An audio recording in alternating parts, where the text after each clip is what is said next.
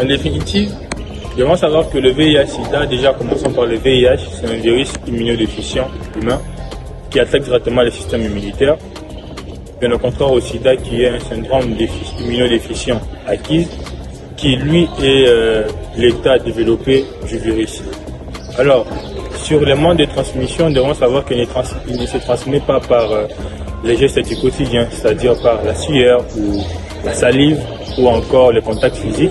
Bien au contraire, il se transmet plutôt par les sécrétions vaginales, par le lait maternel, par les sangs ainsi que par les spermatozoïdes.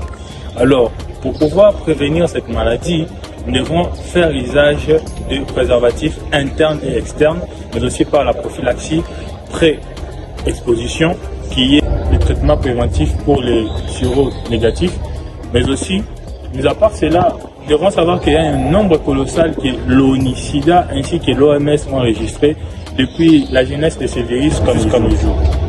Le nombre de personnes infectées s'élève à 44,1 millions de personnes qui ont été victimes de cette maladie.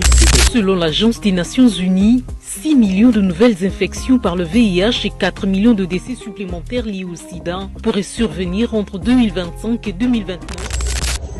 Prenez bien soin de vous, n'oubliez pas de vous abonner sur nos chaînes Univers Médical. Merci.